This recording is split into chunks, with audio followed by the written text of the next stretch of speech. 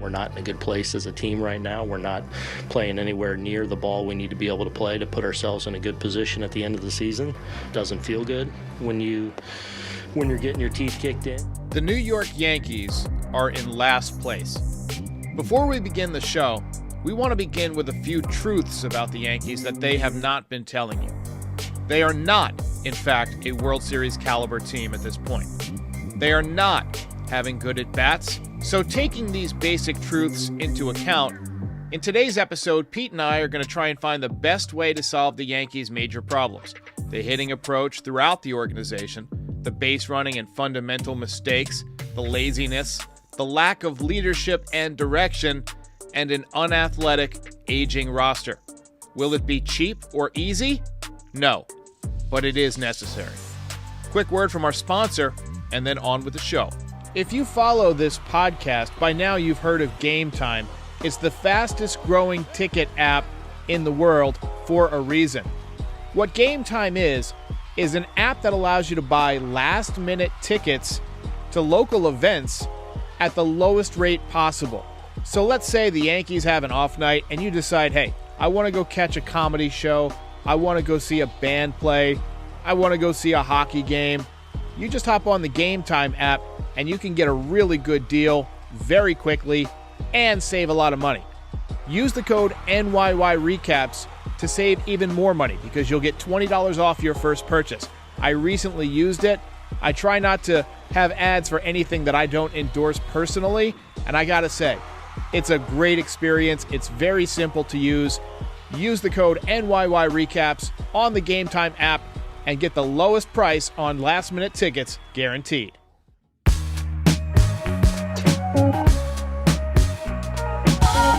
How's it going, Pete? It's like sitting crisscross applesauce in hell. I said before when we were offline that I was struggling for a reason to live. It's not quite that bad, but it feels like it. I feel like Bill Murray at that scene in Groundhog Day where he just loses it and just starts jumping off of buildings, jumping in front of buses, getting in the tub with the toaster. I feel like Tommy Boy when he started breaking the guy's little toy plane and just ripped his hair up and his hair was just sticking up and he's breaking jackets. That's how I feel right now. In my baseball sense of life, yeah, it's been an absolute living hell at the moment. So Doug with a comment, and I'm going to move this off of Pete's face right here. It says, we need a whole new organizational philosophy, more emphasis on batting average and getting hits. I love the idea of just getting more hits, more guys who can hit. If our guys are such good hitters, why don't they hit good? Less emphasis on launch angle and not holding up guys like Donaldson who get one hit per week, a home run. 100% agree. Great. So we got to start with the Jose Trevino news. Out for the season. It's going to hurt our defense for sure, but honestly, I don't think it's going to hurt our offense really that much. Higashioka is in the lineup tonight. I'm not going to break the Yankees' cojones over that because Benny Biceps probably was not anywhere near the ballpark. But I agree with your assessment 1,000% this afternoon that Rortvedt has got to be the primary catcher going forward for a number of reasons. Would you care to elaborate?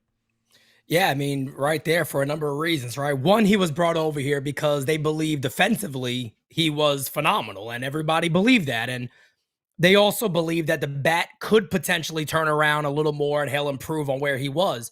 Well, he's improved. I mean, Rortvedt has done everything you could ask for in AAA. He's had his ups and downs, right? But he's been somewhat healthy. And while he's been healthy, which he is now, we're led to believe he is, could never really believe the Yankees because apparently Trevino was hurt since spring. But you need him in the lineup, man. It brings more balance. It brings a guy that could potentially do more damage they currently have. And look, we know the Yankees need a lot of that. So if this is just the start of it, one, he's controllable. Two, could be a part of what the future is. Give him all the chances in the world. What are you waiting for with Higgy? There's no point.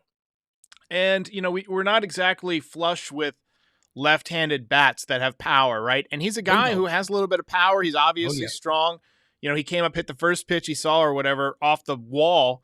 I like what I've seen from Rortvedt. I think he was hitting at a pretty decent clip in AAA. Let's see what he's got. He's not in there tonight, but I fully expect him to be in there tomorrow. Yeah. They might hold him out, a little bit over the first few days just because they're going to try and get him acclimated with our pitching. But I expect by midweek next week, he's going to win that job, would be my expectation. Yeah, I agree. And look, I know we're going to get into this stuff, but this is regarding catchers. I got even a bigger idea that I think could very well happen this year. I think if the Yankees fall out of this and they start selling off guys, I think Wells is going to be up too. And I think they're going to try to get him. He's in AAA now. So I think that's part of the reason too, is that, hey, we know Trevino's out for the year. Rortved's going to be here. Bring him up. But I really believe it's a very good idea if the Yankees feel like, you know what? We're kind of out of these things. Let's say these next 5 games don't go as well as we'd hope. They sit there then and go, we're about to play the best teams in the American League coming up. Yeah. Let's be smart here. Maybe Higgy can get us a couple of low-A arms, something that could be a little productive in the future. And let's get these guys acclimated right now to the pitchers that we have and run with it. And maybe, again, like I know we're going to get to this, but maybe they get better this year by doing that. Right. I know this episode is called Fixing the Yankees, and there's a lot of issues on the field that we could get to, and we could spend hours and hours and hours talking about this left fielder, that second baseman, this catcher, that third baseman, whatever. Rearranging guys, having guys not play out of position, whoever you want to get. But I think the problem starts upstairs, and I think you're in agreement with that, from what we've established over the last several months, that several years, really, same problems. So I want to get your thoughts on a guy that I keep seeing his name in my comments and on Twitter, Joe Maddon. He is sitting out there. He did a great job with the Tampa Bay Rays, didn't do so well with the Angels. But I think having Joe Maddon manage the next wave of baby bombers, the young kids, maybe under Brian Sabian as GM, I think that would be kind of a sexy option for this franchise going forward. Maybe break this cycle we seem to be trapped in. Yeah, well, it's kind of, again, like one of those George type moves, right? Well, we're not going to do it with nobodies. Let's get some big names out there. Sabian already been there with George. He's a championship winner. And guess what? Payroll. It's on payroll. And Madden's a championship winner. He's done it. He's won. And one of the things, if you remember, about Maddon, right, is what do they used to say about him? Well, his team may not be great when he was first coming up, but they play fundamental baseball. It was always they knew how to play baseball. He got the most out of his guys. I think if you look at the Yankees right now, you go, one of the biggest problems with this team is they got no clue on the field. The ball is hit in front of you. You don't run to third. They do it constantly. They're throwing it at home constantly. They're booting balls around the field. They're missing cutoff men. It is fundamental baseball. And guys, again, all you can relate that to is leadership. And that's all it goes to, is the has to. You can't really blame anybody else. There's a couple of things that bother me about the Yankees fundamentals and things like that. First of all, moving guys around constantly. One day IKF is in left field, next day he's at third base, next day he's in center field. Like, how are you supposed to get good at anything when you're doing something different every day? Peraza, we talked about how at the end of spring training when he got sent down, it was going to be very interesting to see what the Yankees did with him in AAA. What did he end up doing? Played 90% of the time at shortstop. Right? Exactly. Played 2 games at third base. Now, you can make the argument that, yes, third base is an easier position than shortstop. I get it. A shortstop should be able to transition to third base. But it's something you need to practice still. You need to get experience. He should have played a minimum 20 games at third base. Thoughts on that? Well, I almost feel like it tells you that the Yankees weren't expecting this. The Yankees weren't ever expecting, hey, Peraza would be the guy that would take over for Donaldson if indeed he will suck, which is what every fan knew besides Brian Cashman and the Yankees. We all knew he was going to suck.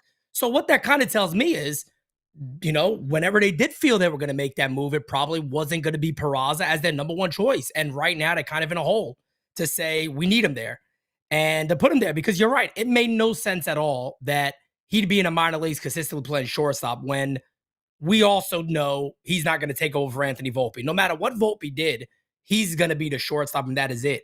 So it's more of the same with the Yankees, man. It's just head scratcher after head scratcher after head scratcher.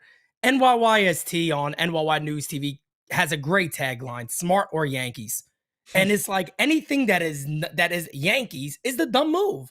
Or will they do the smart move? No, it's smarter Yankees again. They did the Yankee move. That makes no sense. And it's more the same with this team. And I would love to know who the hell is really making these decisions behind the scenes because it just doesn't add up to me. So I got an interesting text this afternoon that I initially laughed at, but like it gnawed on my mind for like a half an hour. So I thought maybe I'd bring it up with you and hash it out with the audience. So Garrett Cole has an opt-out coming up after next season. Yep. Probably going to use it, especially if he's still healthy. He's been healthy this whole time with the Yankees. Would he potentially be interested in waiving his no-trade clause to go to a World Series contender? You know, somebody like the Dodgers, maybe the Braves, who are ready to go all in for a boatload of, major league, verge of major league ready prospects that haven't been poisoned by the teachings of our farm system, maybe even throw in a contract like DJ LeMahieu or something just to get some flexibility there. It didn't seem like realistic, but if Yankees aren't going to win this year, why not set yourself up, free up some money, and then fucking sign Shohei Ohtani in the offseason? Yeah, for me, I would hold on to Cole. I really desperately want to win with Cole and Judge. And the thing about the opt-out too is that I believe if the Yankees offer an additional year at $36 million, he doesn't even get that chance. So I feel like the Yankees probably are eventually gonna end up doing that. It makes sense for how good he's been. He's kind of been like that Sabathia, right? The one thing you could say about Cole is, out of all the guys we get, we're like, oh man, this guy's not going. This guy's not going. At least he takes the ball and he's always there. It's fair. So I feel like there are other ways that the Yankees could go about it winning. Now, here's the thing.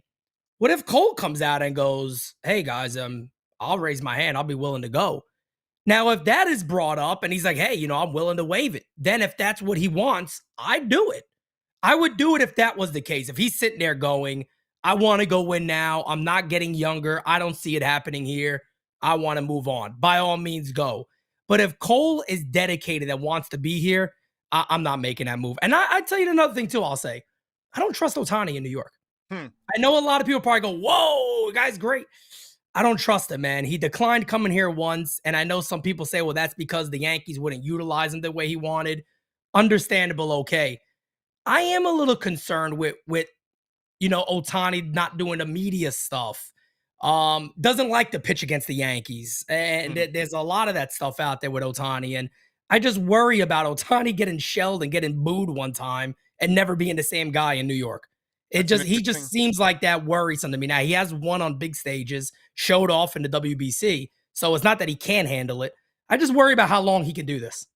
There are guys who would not be considered mentally fragile elsewhere, but when you come to New York, it's just different. Animal. It's just different. So you never know. Let me ask you about this. I don't think this is possible, but someone says part ways with Giancarlo Stanton. I had a tweet last night that was just kind of a throwaway tweet, and I didn't expect like a million people to like it. But if the Yankees somehow brought in Jeter, I think one of his first moves would be to find a way to get rid of Stanton again. Yes. Like first order of business with any new job is to get Giancarlo Stanton the hell out of town. Thanks. Now, I don't know if there's a way to do it, especially with the no trade clause. I don't think the Dodgers want to take on that money. He's got 5 years left, and the dude runs like he's made of balsa wood. Derek, I think you said it, right? That you don't think he makes it through the contract. And you said that to me, right? Yeah. I think I said if he moved any slower, he'd be in a casket. Look, I'm telling you, man, if there was a way that you could move him, no matter what that is, and guys, and yes, I just said no matter what that is, you got to seriously consider it. So I'm talking about if you got to attach a couple of big prospect names to him, you might have to take that risk to make your franchise better for the future because this guy is, and I got to look it up again, but I know over his last 30, he's hitting 170, but I think it goes back to like his last, 100 plus games. He's hitting under 200. This is just not a good player. No matter how you want to say that, he's been good in the he's not that guy no more. Like the guy we're seeing right now, and if this trend continues, you got a decision that the Yankees are going to have to make and go, he's just taking up a spot. He can't play baseball no more. He's that bad. Yeah, he honestly doesn't even look like a professional athlete anymore. He looks like, an old broken down boxer or something, or like a football player. Like he walks like O.J. Simpson, You know, he just right. My dad told me, I was talking to my dad the other day, and my dad obviously was a very big Mickey Mantle fan. And towards the end of his career, everybody knows Mickey Mantle's legs were like mummies. They tape him up. His knees were shot. Everything in his legs were damaged. And my dad said the same thing that happens with Stanton now. If you see him swing, that back knee buckles and he almost falls to one knee. Yeah. Or he'll do a swing around to keep himself up. He was like, that is exactly the stuff that you started to see with Mickey Mantle when his knees were just done. And it's happened to the Stanton at a young age. And if you don't have knees and you don't have legs under you, I don't know what you're doing on a ball field with professionals who are continuing to get better and better every year. CWE says Stanton is going to go out like Cano. Oh, man. Well, you know, Cano took those steroids, and that I think that affected his body. I don't know if Giancarlo ever took steroids. He never tested positive for anything, and he's been humongous since he got here. I mean, maybe when he was younger or whatever. I think that it's just hard. Miami, man. I mean, it's the turf. It's the turf. Yeah. The turf destroyed his legs, man. It's just tough. I mean, I asked Ozzie Guillen that directly, and he told me flat out. He said the turf killed him. His knees are shot. He's not the first. He's not the first that's happened to. Stone Cold says Stanton looks old and broken down, but he's not old. He's only about 32. Right. Exactly. You know? He makes me feel young. He makes us feel young. Put it that way, with the way he's running around. I'm like, when Ohtani hit that grounder down the line to right field, bro, I'm sitting there going, oh my, like how long he could have got if that was Volpe, Peraza, De La Cruz, that's an inside the Parker. Yeah. I mean, it took him that long to get to that ball in right field. I was saying, tap X, man, sprint. Let's tap the X button. Yeah. Did you see that Bryce Harper at bat the other night where people were posting his controller died? He just sat there. That was interesting. Oh man. Yeah. When I watch Stanton run, it causes me like physical discomfort. You know, it makes me feel makes me feel my mortality, you know, that watching somebody that's that healthy and a great athlete. Now he's just like a broken down old man. Destroyed. So, all right. So you got the trade deadline in 11 days now. Okay. Move back to August 1st. Yep. First of all, I don't think the Yankees should wait that long because they're fucked right now. Like they are in trouble. I agree. If I were Cashman, I'd be trying to pull the trigger like this weekend while you're probably going to beat the well, I shouldn't say probably going to beat anybody. I was about to say, take it easy. I don't want to jinx it. But can we be real? Anything but a sweep is absolutely unacceptable. No question. Absolutely unacceptable. Question. No, 2 out of 3 is not good enough. Remember, too, there was also a closed door meeting. You know, whatever. Apparently, Boone didn't raise his voice, but he was a little stern. So that's probably the best you're going to get from Boone. But after a closed door meeting, if this team comes out today again and, you know, they go to their regular 7-8 innings, 9-inning game, 6 hits, 2 runs, and they lose 5-2, you might want to pull the trigger now and go, all right, that's it. Can't see no more. What a baby move holding a closed door meeting before you play the Royals. You know what I mean? It's like, why not? Like, I get it. Yeah. You want to see the results. So like, oh yeah, my meeting did great. So like you have a meeting, you pummel the Royals somehow. I want to see you have a meeting before you take on the Orioles and have a good series. Facts. You know? Facts, definitely. Boone might not even be here by that time. Right. So as I was saying, you got 11 days. What's your approach over the next, like, what is the first thing you're doing? Yeah, I have this thing. I feel like I have this thing pretty well down at this point for me. You know, a lot of people are saying, well, it depends on the next 5 games. I think me and you agree. I'm kind of at the point now where it's like, start the process, you know, get the process rolling. One, here's the good thing. I don't think the offense could get worse than they've been over the last couple of months. I really don't. I feel like if the Yankees open up the book, which is what I would do, I would open up that roster, especially on the offense side, and call contending clubs to go, let's have conversations about anybody you're interested in. I'm talking all of them. Rizzo, LeMahieu, and I know people go, yeah, but teams want them. I think there's a team out there that might see a first base spot open and go, hey, Anthony Rizzo comes here, revitalized, and maybe that's something we know in his swing that we're seeing we could fix. We'll take Anthony Rizzo to go for a championship. I'd open the whole thing up. I would only trade for players that I know would help in 2024. Mm-hmm. Whether that is a Brendan Donovan, who I think, you know, we talked about before is the philosophy of the Yankees of home run, nothing strikeouts. Cut it out, end it now, Get the guys that put the ball in play and hit line Great drives level around the swing. field. Great swing. And that is exactly what Donovan is. He barely strikes out. He has a 370 on base percentage, 280 average. That is the get to go look for. Anybody else, I'm not interested. Rentals, look, you heard me say it for a lot. You said it too. Bellinger makes a lot of sense. No more. No more, in my opinion, does he make sense. Unless you feel like he could become our center fielder next year and we don't need Bader. Unless you're really sure about signing him long term, you can go about that. So here's my thought. I want to get a look at him in New York. Before I have to make that Bader or Bellinger decision, give me a couple of months of Bellinger. Let me that's see what I'm saying. If you're serious about signing him, it doesn't have to be like a guaranteed re-sign. Let's dip our toes in the water and see how he handles New York.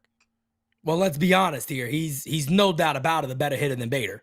Absolutely. He's going to command quite a bit of money likely after the year that he's having now.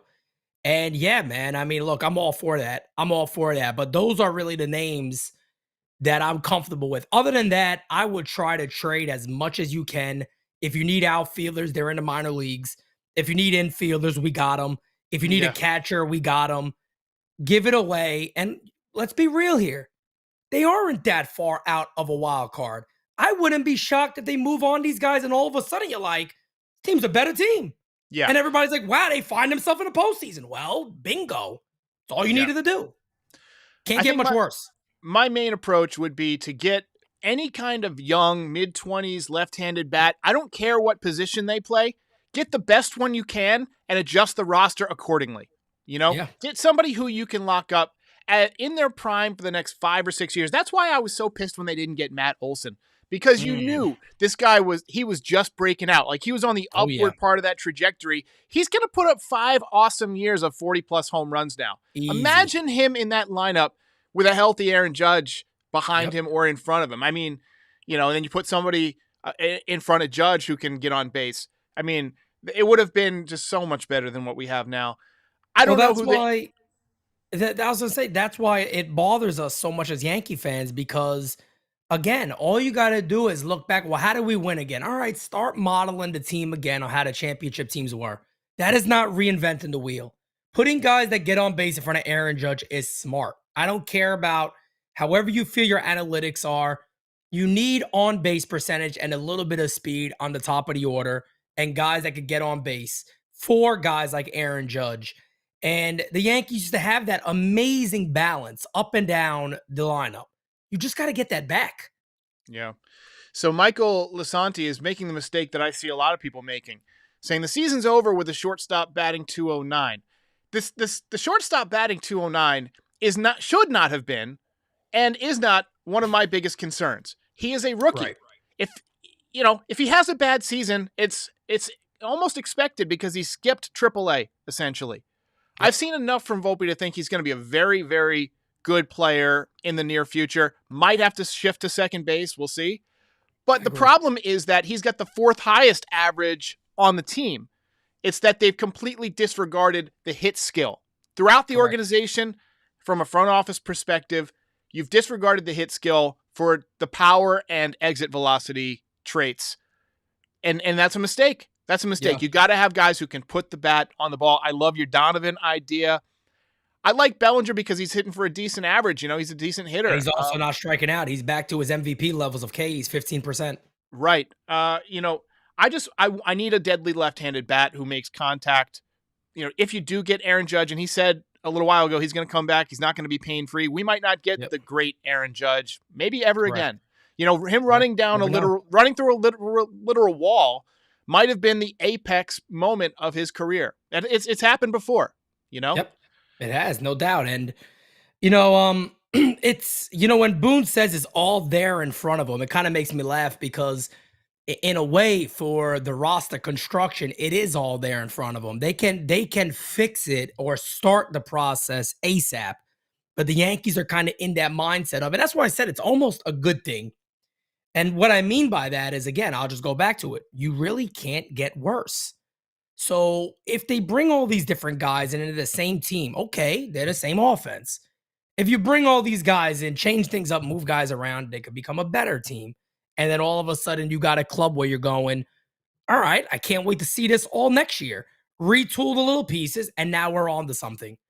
Yeah. And, it's confusing. And I guess another thing is, do I trust Brian Cashman being a guy to do it?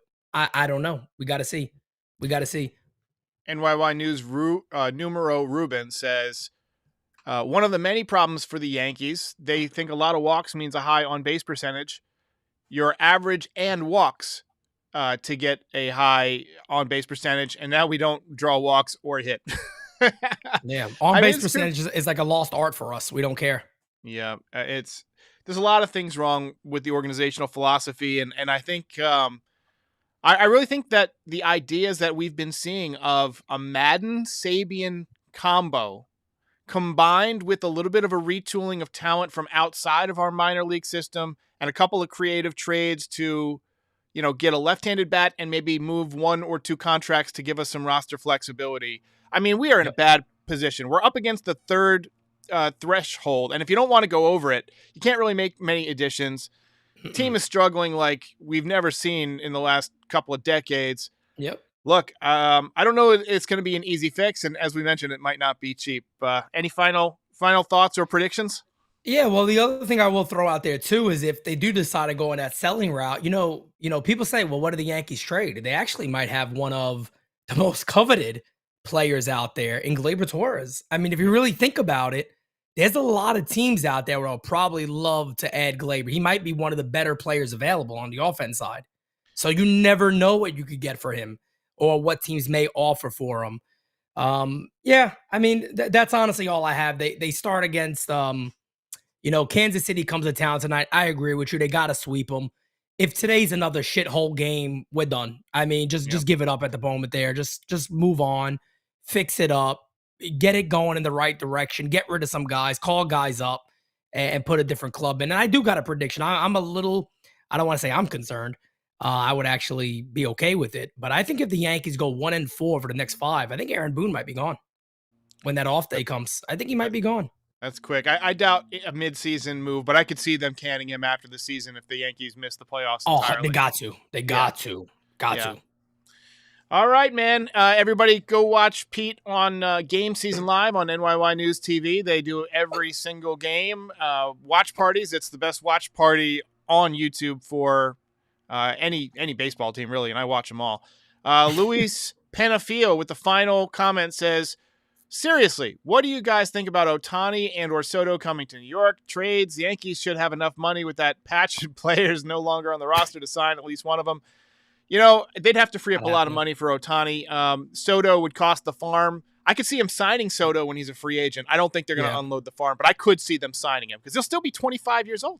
Hell yeah. I mean, and again, what does he go with? On-base percentage, lefty bat, everything the Yankees need more of.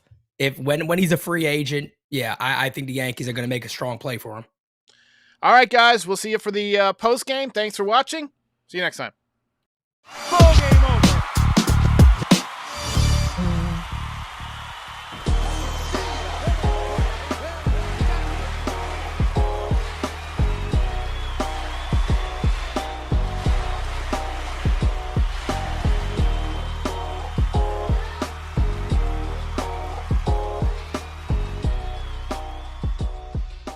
Most impressive.